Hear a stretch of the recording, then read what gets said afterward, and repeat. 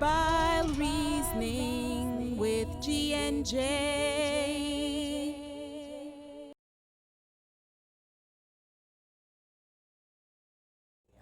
In a 2018 paper by Berkeley State University, you wrote a paper, and in it you mentioned that the Maroons were the grandmother for all the other groups. They're the grandmother, you know. This was the first, when we came here on the ship, some remain on the plantation, some run to the mountain from the ship. Some run off the plantation after being there for a while when they get the chance. Some might be there for a good while before they run. Some might be there for years realizing that master is going to beat them and they get the chance and they run. Some might realize master might kill them from what has happened, so they run. So people run at different intervals. Some people were on the plantation for a while before they run. Some people spend one day, some people spend a night, some people run from the ship. Yeah? But they run to the mountains and Found solace with the right, Maroons. and was accepted as one, and they find each other. So it was out of that group that build nations, you know. Those that were remain on the plantation after emancipation, when they were free then, were set up, people were come out. Most of them by that time was so colonized, Right. you know, because many times in this time we refer to them as bossy slave. Both, Yeah, bossy slave. And get bossy as slave. You understand me? comfortable. And, yeah, and they think they're close to the master. And these are the ones that sometimes would carry the back news, anything they hear of a black man trying to free themselves. So, but then you know the warriorship that you would see in many, like even the Rastafarian, is a continuation of that rebellious spirit, those that never give in to the treaty signing, those that continue to rebel, those that the treaty never mean nothing to, they was still rebellious, they didn't sign into nothing, they would still fight. So there was a warrior within the old movements of those runaway, you know.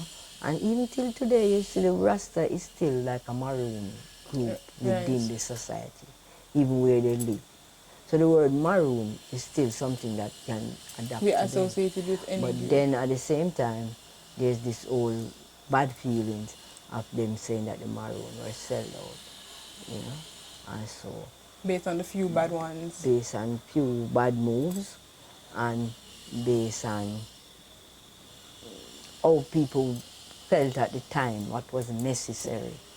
Yeah, you say, boy, to get a chance to sign on paper, I got to sign because you're tired of the fight and tired to see people dead and you're the leader and you make the choice to say, well, this is what you want, since them say, but they were, it's all a trick, but they trusted it. And so, They got misled. in the treaty when they signed it were clauses that they didn't even understand, some of them. And one of them was that you would return the slave. So this is even how they said our town had breaking some of the clause. Because Charleston? no, Old Trelawney town. Oh, Flagstaff. Because to bring back a slave, you know. But there were Maroons who were doing it, because even next to Wakesville, where I was born, is a community named Bounty Hall. And there was where they would take in the head from a Maroon, or the Maroon himself, and they collect a bounty for you know, at this place, the cloud side of Martabury and Falmouth.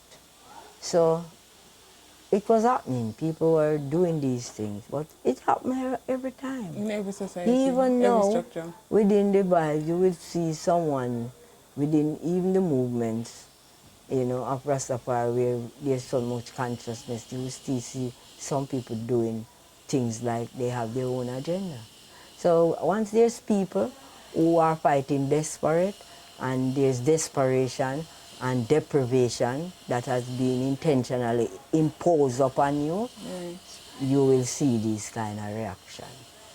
You know, so So there's nothing really that separates the different groups there's nothing really, it's just them that separate themselves. themselves. It's Right. just them that find something to keep separating. Because I could find something too. I've been to Rastafari. I could don't bother with Maroon culture, as many do, and still progress.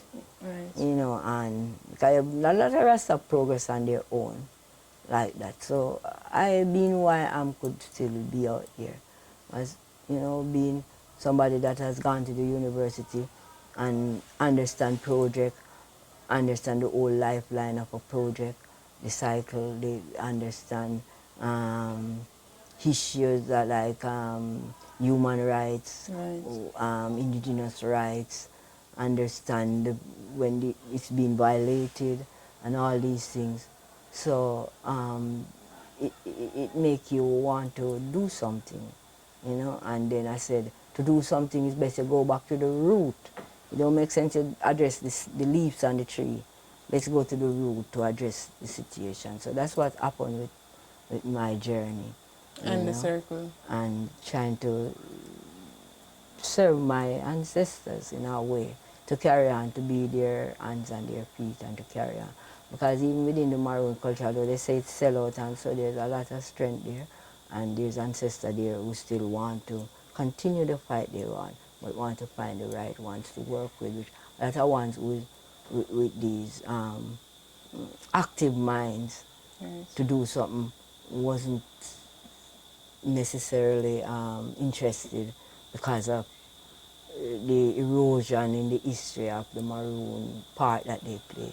So people turn away, but then when I turned to it, the ancestor bid me to come, and after I do my training and I went in and decided to work. I see, Take up the mantle and walk. yeah, I see wearing. It was like, you know, going against the odds, because then you come, Maroon wasn't accepting me that fully, because they say I'm Rasta. And Rasta wasn't accepting me because they said they see me turn to Maroon, that means me sell out.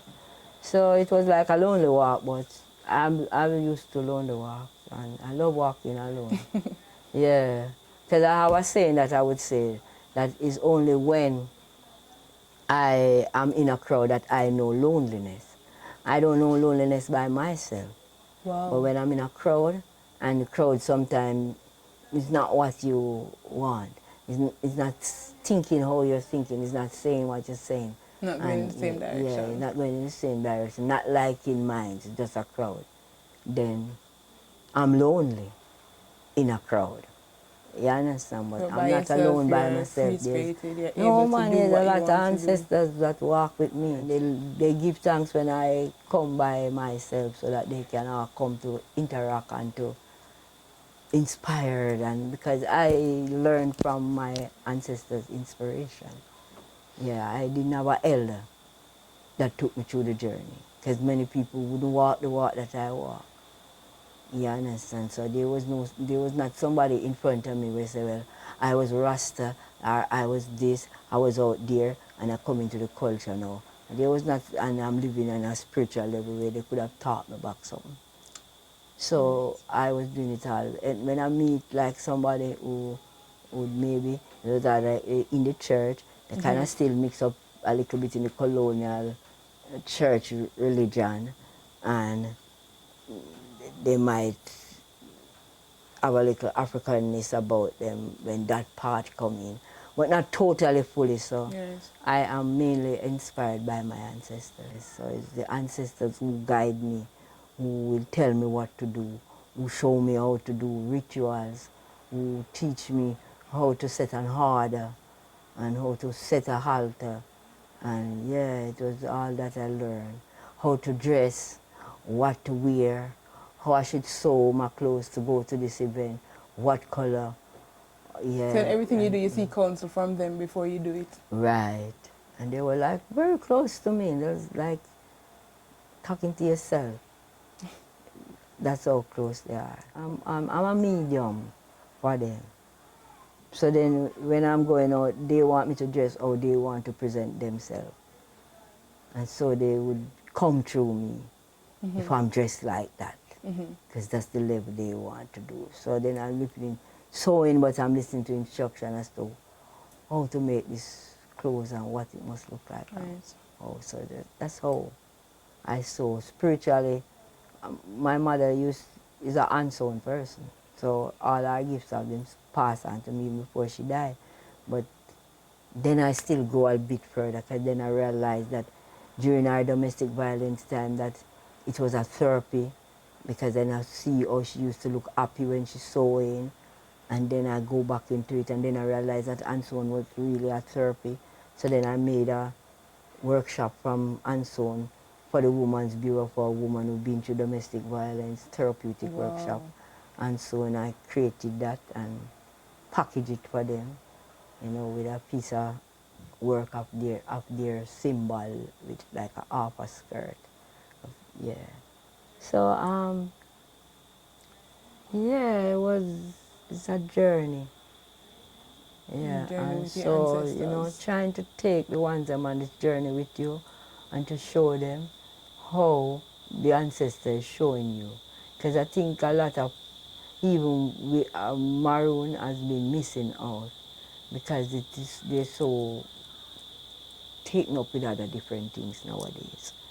So I try to remain in that position and, you know, that energy. And that is one of the things why the Women's Circle is started, so I can share, transmit, you know. Seeing myself as a treasure, the amount of knowledge that is coming through sometime. Mobile Reasoning with G and J.